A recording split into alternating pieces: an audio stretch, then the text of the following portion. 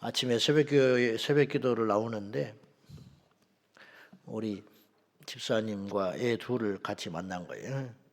그래서 새벽에 애들이 나오니까 기특해서 아이고 오늘 쉬는 날이라 새벽 기도 나오는구나 그랬더니만 그 집사님이 오늘이 중요한 날이잖아요 그러더라고요. 그래서 내가 그렇구나 내가 미처 생각을 못했네 속으로. 우리 교인이 저보다 더 훌륭하고 끼어 있는 것 같아요. 나는 쉬는 날로 순간 생각을 했는데 오늘 쉬는 날이 아니고 중요한 날이었어요. 언제부턴가 선거가 정말 이 나라를 이끌고 좋은 사람을 뽑는 선거라기보다는 어떤 놈이 더 덜 나쁜 놈인가. 국회의원도 그렇고 지방선거도 그렇고 어떤 놈이 덜 거짓말을 하는가. 어떤 놈이 덜 허풍을 떠는가. 이런 사람을 뽑는 것이 기준이 되는 정말 뒷걸음질 쳐지는 과학은 발달하는데 정신은 망가지는 후퇴하는 그런 슬픈 세상이 돼가고 있어요. 여러분 뭐 무슨 말 한다고 바뀔 것도 아니겠지만은 우리는 말씀이 우선이어야 되고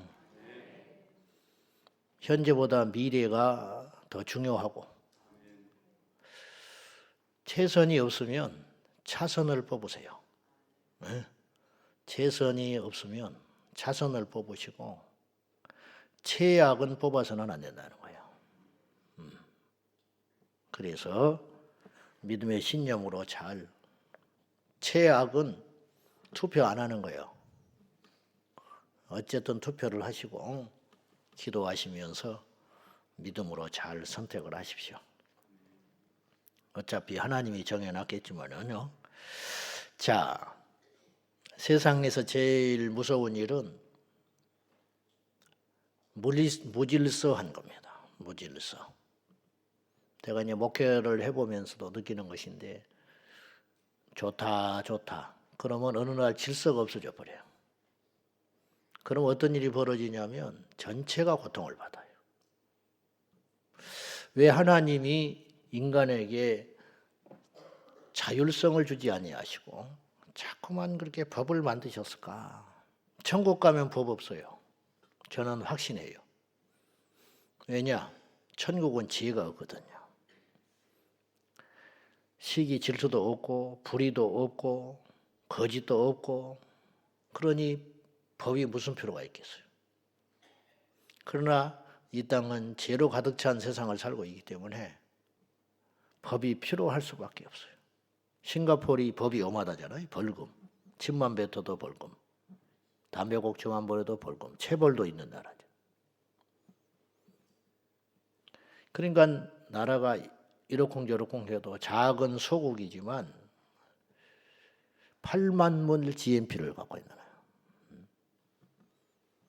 그러니까 질서를 딱 세워놓는 거예요. 전에 총리였던 사람은 자기 며느리가 부정부패 저지르고 마약하니까 처벌해버렸어요. 그러니까 백성들이 찍소리 못하는 거죠. 무서운 줄 아는 거지. 멋진 일이죠. 그렇게 해서 물론 이제 그렇지 않은 세상이 더 좋은 거죠. 알아서 해주는 세상. 근데 그런 세상은 이 세상에 없는 거지. 지금 사사기에 계속되는 이야기. 왕이 없기 때문에 제멋대로 행하고 산다. 리더십의 부재. 근데 더 정확히 표현하면 하나님을 왕으로 안 삼는 거예요. 하나님 말씀이 무섭고 하나님 이렇게 하라고 그러니까 나는 싫지만 정말 힘들지만 내 적성에는 맞지 않지만 하나님께서 이렇게 하라 하니까 그렇게 해보는 거죠. 그게 믿음이에요. 그리고 그 결과는 아주 아름다운 거예요. 생명의 역사가 일어나는 거죠. 진정한 자유는 제멋대로 하고 사는 게 아니에요. 우리가 요한복음 8장 말씀에 알다시피 진리를 알지니 진리가 너희를 자유케 하리라. 저는 이해가 잘 안 되더라고요. 처음에. 진리라는 건 말씀인데 말씀을 지키는 건 힘든 일인데 왜 그것이 자유를 가져올까? 진정한 자유는 진리 안에서만 맛볼 수 있는 것이라는 거죠. 세상의 자유가 왜 망가지냐면 신학도 자유주의 신학이 있는 거예요. 제멋대로 신학이라는 거예요. 쉽게 말하면 자유주의, 해석이 자유로워. 제멋대로 이 사람 저 사람 뭐 그런 뜻은 아니지만 비성경적 신학을 일컬어서 통틀어서 자유주의 신학이라고 그래요. 흔히 하는 말로. 그러면 그 해석권을 마음대로 가지고 어떤 학자가 마음대로 성경을 난도질해 가지고 제멋대로 해석하고 제멋대로 인용하고 죄를 죄라고 말하지 않고 사실을 거짓이라 말하고 그 사람들은 노아의 방주를 안 믿죠. 예수님의 부활을 죽었다 깨도 안 믿지. 그러니까 성경을 안 믿게 되는 거예요. 왜? 나는 안 믿어진다는 거예요. 안 믿어지면 회개를 해야 되는데 안 믿어지는 게 정설이 돼가는 거죠. 똑똑한 척하고. 그래서 성경을 난도질해가지고 거짓이라는 것을 밝히기 위해서 몸부림치는 사람들 한마디로 그것이 자유주의죠. 멸망길로 가는 거죠. 그거는 자유 아니에요. 그건 죄라는 거죠. 지금 17장에서부터 이어지는 어이없는 일이 벌어진 거죠. 어느 날 미가와 그 어머니가 집안에다가 우상을 만들어 놓고 그것도 모자라서 제단을 쌓아놓으니까 제사장이 필요한 거죠. 뭐 자기가 제사장을 해야 되는데 또 그거는 또 룰은 알고 있었는지 미가가 제사장은 못하는 걸 안 거예요. 그래서 우연하게 빌어먹고 있는 레위 사람 하나를 만난 거예요. 레위 사손은 제사장의 자격이 있으니까 아론의 후손으로 내가 돈 줄 테니까 우리 집에 와서 제사장 해라. 자존심도 없어. 홀로당 좋다. 그래가지고 콧노래 부르고 들어가서 한 개인의 제사장이 돼버린 거예요. 요즘으로 따지면 목사가 오갈 데가 없어지니까 부잣집에 들어가가지고 그 집의 목사가 된 거예요. 그러면 그 집의 목사가 되면 무슨 설교를 하겠어? 축복만 하겠죠. 거짓된 설교하겠죠. 그 짓 하고 있는 거예요. 죽을 망정 그런 짓을 하면 안 되는데 그러니까 왜 이런 일이 벌어지느냐? 질서가 없어져 버린 거죠. 룰이 깨져 버리는 거죠. 그래가지고 이제 거짓 예언만 하는 거예요. 거짓 예언. 그러던 중에 단지파가 자기들의 거할 땅이 없으니까 정탐꾼 5명을 보냈는데 이게 우연의 일치인지 마귀의 역사인지 또 해필 만난 게 미가의 집을 가서 만나요. 갔더니 미가는 없고 우상이 있고 레위 사람을 만난 거야. 제사장. 그래서 제사장한테 자기들의 앞길, 지금 정탐꾼으로 왔으니까 적을 만날 수도 있고 어디로 가야 할지도 모르겠고 뭔가 지금 제대로 역할을 하고 가야 할 거 아니에요. 그러니까 점을 쳐주라고 그래. 하나님께 예언을 좀 해주라고 그러니까 축복을 하고 당신들이 가는 길이 형통한다. 거짓 예죠. 거짓 예언. 돈에 팔려간 자가 제대로 예언을 하겠어요? 거짓 예언을 한 거예요. 거짓된 축복, 기복주의와 거짓된 종이 만나가지고 만들어낸 괴물이 나오는 거죠. 이 시대가 그래요. 이 시대가. 저는 어이없는 일을 한번 만났는데 옛날이죠. 옛날 일이요. 부교육자로 있을 때 어떤 권사가 자랑을 하더라고 나한테. 자기 자식이 자기 말을 안 듣는데 무슨 말을 하면. 그래서 목사님한테 부탁을 했대. 설교 때 이렇게 좀 해주라고. 자기 아들을 좀 때려주라고 그랬대. 그랬더니 목사님이 그랬다고 자랑삼아 이야기하더라고. 내가 탄식을 했어요. 이게 도대체 권사냐. 목사를 압박을 해가지고 자기 말은 안 들으니까 설교를 빙자해서 자기 자식을 꾸짖어 주라고 했다는 거예요. 그랬더니 또 목사님이 그렇게 했다고 자랑을 하고 나팔을 불고 다니는 거지. 뭐 그런 일이 뭐 한두 곳에서만 있겠습니까? 하나님의 종이 아니라 사람의 종이 돼가지고 비유를 맞추는 예언을 하고 있는 거죠. 오늘 그 제사장이 기도를 하는 사람이겠어요? 진짜 하나님의 계시를 받는 사람이겠어요? 직분만 내 혈통 제사장인 거지. 이미 끝난 거지. 6절에 그러잖아요. 그 제사장이 그들에게 이르되 평안히 가라. 너희가 가는 길은 여호와 앞에 있느니라. 거짓말이었어요. 그리고 그들의 행적을 보면 알 수 있어. 그들은 나이스 땅에 가가지고 평화롭고 한가롭고 선량한 사람들을 침략해가지고 그 땅을 뺏어버려요. 그런 짓을 하는 거예요. 그게 하나님이 함께하는 일입니까? 하나님의 이름으로 전쟁을 하고 하나님의 이름으로 남의 재산을 강탈하고, 그리고 자기들은 몰라, 지금 뭘 잘못한지도 모르고 아마 이렇게 생각하겠죠. 하나님이 우리에게 복을 줬다. 그리고 막 감사 예배 드리는 거예요. 나이스 땅에 가가지고 그들을 죽이고 남의 땅을 뺏어서 강탈하고. 그들은 고립되어 있는 평화로운 사람들이었어요. 그리고 그 땅이 부요했고, 그리고 자기들끼리 잘 살고 있는 거예요.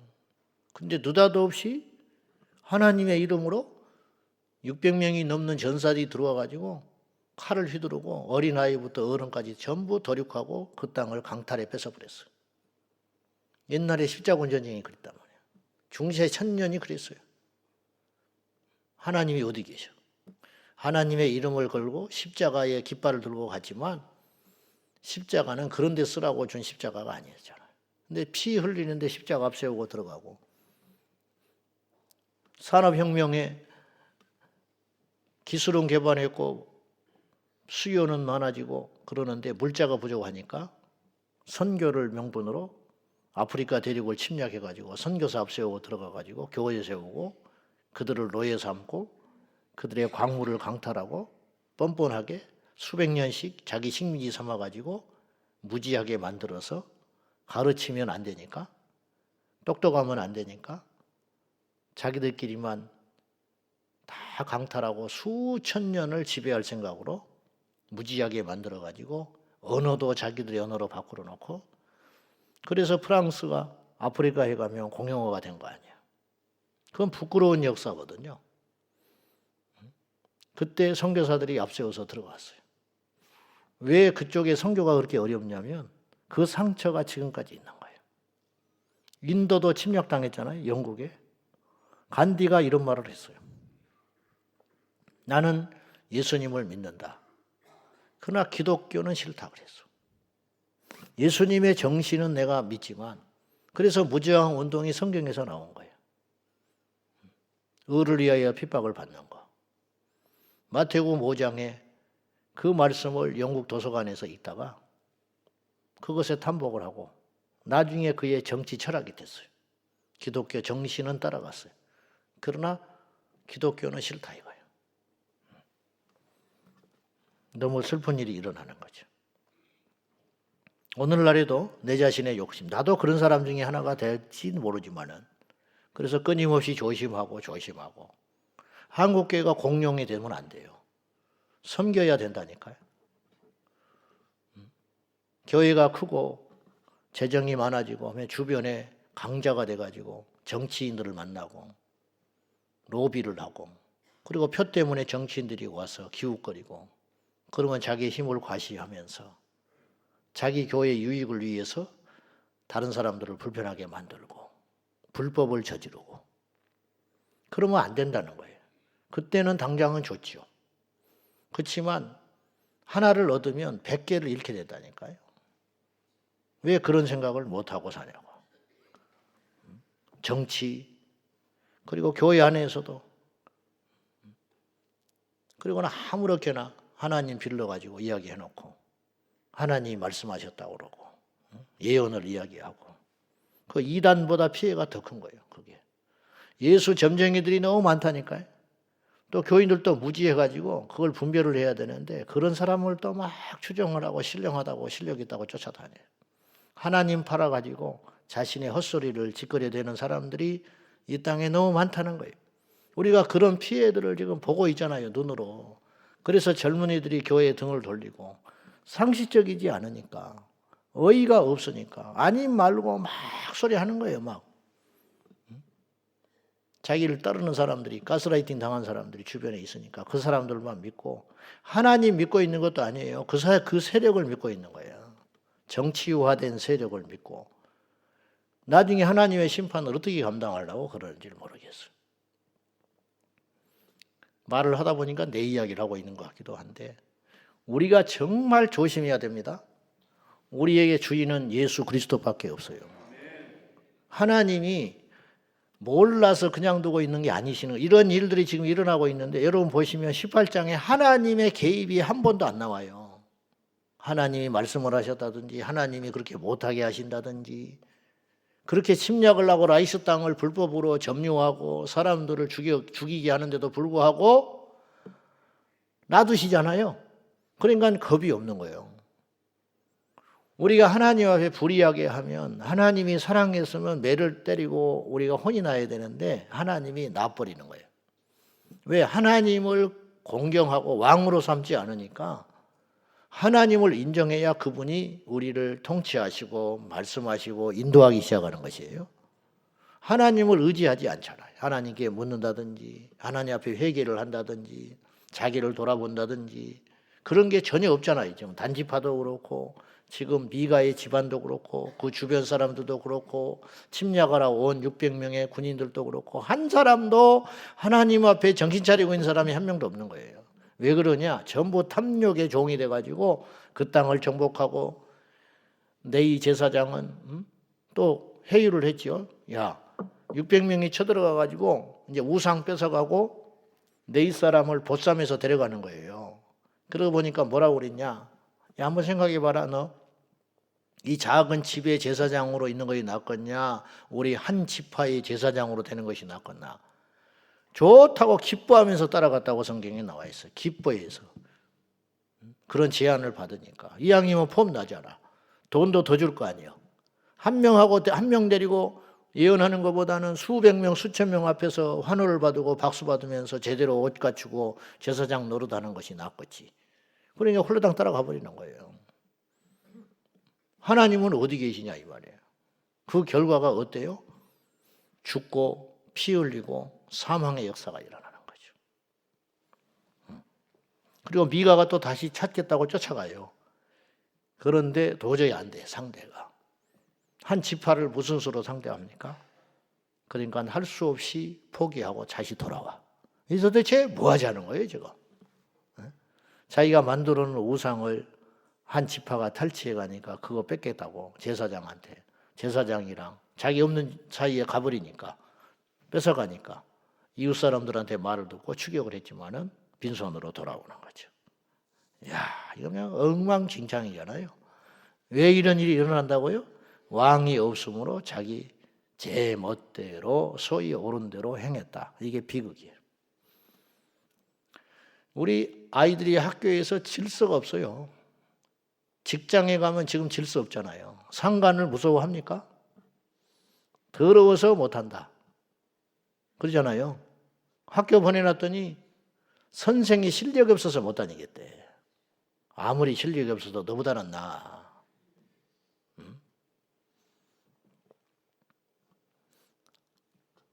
목사가 실력이 없어서 쫓아내야겠대.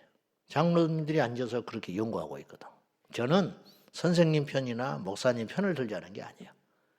잘못한 게 많겠지요. 한심한 목사도 있죠. 하나님께 맡겨. 하나님께. 그래도 배울 게 있는 거예요. 때를 기다리며 인내하며. 그리고 정이 못 견디겠거든. 시끄럽게 하지 말고 내가 찾아가면 되는 거예요.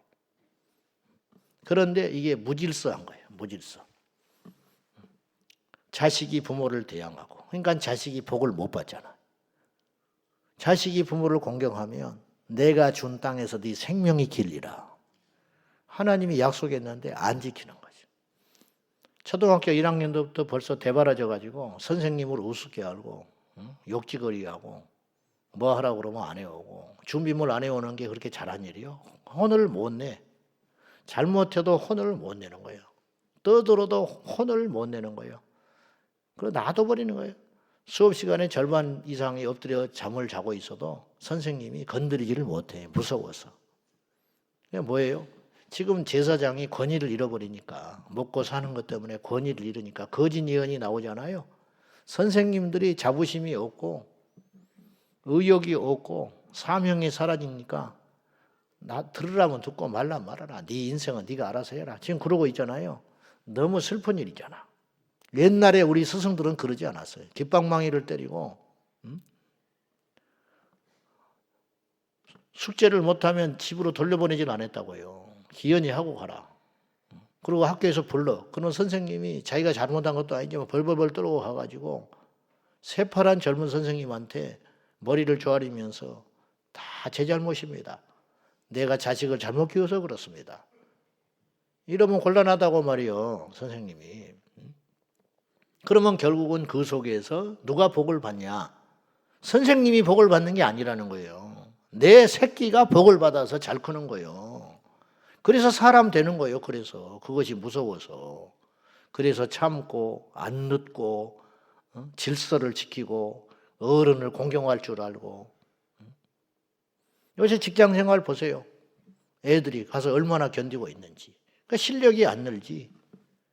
실력이 안 늘어. 완전히 무질서한 회사, 무질서한 학교, 무질서한 가정, 무질서한 교회, 무질서한 나라.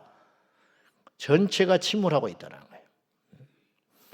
옛날 사람이라서 이런 소리를 하는 게 아니고 성경에 비춰보면 오늘 그런 이야기들이 숱하게 성경에 나오고 있는 거예요. 그래서 고통을 누가 이게 죄예요. 이런 일들이. 사무엘상 1장에 하나님을 경외하고 하나님을 존중히 여기면 내가 그를 존중히 여기고 하나님을 멸시하는 자는 반드시 하나님이 심판하신다 그랬어요. 우리가 사람이 무서워서 그런 게 아니고 내가 뭘 이득을 보기 위한 것이 아니고 하나님이 살아 계시니까 하나님이 룰을 정해놓은 게 있으니까 그걸 믿고 가보는 거예요. 그러면 어떤 일이 벌어지느냐? 내 지식, 내 능력, 내가 갖고 있는 어떤 배경 그런 거와 상관없이 만복의 근원 되신 하나님께서 우리 인생을 책임져 주시더라 이 말이에요. 아멘입니까? 그것이 말씀이 주는 우리에게 복이라는 거예요. 헛된 짓을 하고 돌아다니는데 하나님이 함께 하신다. 거짓 예언이나고 당신의 길을 형통하게 하실 것이다. 하나님이 당신을 절대로 떠나지 않게 하신다. 이번 전쟁에 승리하게 하신다. 그런 소리에 도취되지 말고 내가 정말 하나님의 진리에 서 있는가, 내가 말씀에 순종하고 있는가, 그것이 더 중요한 이야기다 이런 뜻입니다. 자, 우리 27절과 27절, 자 30절 읽고 마칠게요. 다 같이 보십시다. 30절 시작. 단자손이 자기들을 위하여 그 새긴 신상을 세웠고 모세의 손자요 게르솜의 아들인 요나단과 그의 자손은 단지파의 제사장이 되어 그 땅 백성이 사로잡히는 날까지 이르렀더라. 단자손이 얻고자 하는 건 다 얻었어요. 겉으로 보기에는 땅, 선량한 땅, 라이스 땅 가서 뺏어가지고 양심의 가책도 없이 하나님의 이름으로 쳐들어가가지고 그 땅을 뻔뻔하게 차지하고 도륙하고 다 죽이고, 그리고 그곳에 미가의 집에서 가지고 나온 우상, 신상 새겨놓고, 그리고 잡아온 가짜 제사장, 그 사람을 단지파 한 개인, 이게 단지파의 제사장이 된다는 것도 우스운 일이거든요. 이스라엘 전체의 제사장이고 하나님의 제사장이지 단지파의 제사장도 웃기는 일이에요. 그런데 단지파의, 자 거꾸로 이렇게 생각해 봅시다. 단지파 사람들은 이 사람이 진짜 제대로 된 제사장이라고 믿었을까? 나는 그건 아니라고 봐요. 그냥 편리해서 쓰는 거예요. 요거 언제든지 몰아낼 수 있어. 요거 언제든지 자기의 비위에 맞지 않으면 뭐 비이상한 이야기를 한다든지 뭐 훈계를 한다든지 이렇게 하면 또 틀어져서 이 관계가 가겠어요 오래? 근데 단자손이 어떻게 됐냐? 잘 먹고 잘 살 것 같죠? 보세요. 30절에 이렇게 결론 맺고 있어요. 단지파의 제사장이 되어 그 땅 백성이 사로잡히는 날까지 이르렀더라. 그 땅 백성이 무슨 말이냐면 이것도 한시적이었다 그런 뜻이에요. 보세요. 이들의 결국은 사로잡혀 망하는 거예요. 결국은. 악인의 마지막 욕심 부렸지요. 잠시 쾌락을 누렸어요. 잠시 좋았어. 근데 결국은 고통. 그러다가 지옥 가는 거예요. 의인은 어떻습니까? 선을 행하면 고난이 오지요. 말씀을 지키다 보면 의의를 위하여 핍박을 받을 수 있어요. 그러나 그것 속에서도 하나님께서 계속 말씀하시고 위로를 해주세요. 주기철 목사님이 신사참배 거부하다가 감옥에 있을 때 하나님이 놔두셨을까요? 우리는 모르지만 하나님께서 끊임없이 위로해 주시는 거예요. 그에게. 그건 그분만 알아요. 위로 받으셨겠죠? 그리고 결국은 그 승리의 길을 걸어가서 영생 복락을 누리고 계시는 거예요. 끝이 좋아야 돼요. 우리의 최종은 인생 끝자락이 아니에요. 하나님 앞에 서는 날이 끝날이에요. 의인도 죽을 때 고통받고 죽을 수도 있어요. 순교를 한다든지 가난하다든지 자식들한테 뭘 물려주질 못하고 그렇게 비참하게 죽을 수 있어요. 그래서 사람들이 하나님이 없다고 그러고 예수 잘 믿어도 필요 없네 그렇게 시험에 들 수 있을 수도 있어요. 그러나 그건 끝자락이 아니라니까요. 진정한 끝은 하나님 앞에 섰을 때에 받는 심판이 끝이라는 걸 기억하고 그날을 기다리며 그날을 생각하며 그날에 나는 하나님께 어떤 평가를 받을 것인가 그거를 항상 염두에 두고 지혜롭게 살아가는 저와 여러분 되기를 축원합니다. 기도하겠습니다. 이구동성으로 하는 말이 오늘이 대한민국의 역사를 가르는 중요한 날이라고 합니다. 언제부턴가 옛날의 선거는 다음에 잘하면 된다. 그래서 아쉬워도 자기 기준으로 볼 때 조금 마음에 안 들어도 받아들이는 그런 풍토가 있었어요. 그러나 지금은 그런 세상이 아닌 것 같아요. 한번 미끄러지고 나락에 떨어지면 돌이킬 수 없는 세상. 그걸 다 알고 있습니다. 문제는 기준이 잘못됐다는 것인데 하나님의 입장에서 하나님의 눈에서 이 나라 이 민족의 통치자가 제대로 나올 수 있게 해달라고 우리가 하나님 앞에 애통하는 마음으로 간절한 마음으로 기도를 해야겠습니다. 이 시간에 함께 기도할 때 무질서한 이 나라, 무질서한 신앙인, 무질서한 교회 이 세상에 하나님의 질서가 세워지게 하여 주시고 하나님이 통치하여 주시고 하나님의 말씀이 이 땅에 법이 되게 하여 주십시오. 우리 간절히 기도하겠습니다. 아버지 하나님, 무질서한 세상이 되어갑니다.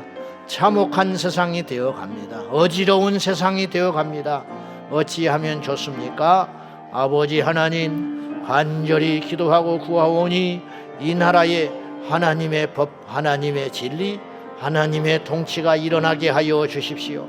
아버지 하나님이 통치하는 나라가 되게 하여 주시고 하나님의 질서가 이 나라에 세워지는 날이 되게 하여 주십시오.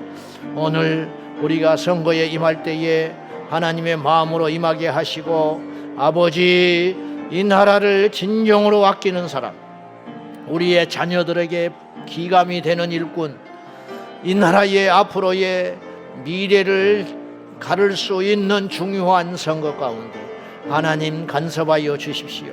백성들이 깨어 일어나게 하여 주시고 자신의 욕심과 자신의 이득이 아니라 온 나라의 이득이 되는 인물이 누구인지 우리 자녀들에게 진정하고 깨끗한 바른 세상을 줄 수 있는 사람이 누구인지 잘 판단할 수 있도록 주여 도와주시옵소서.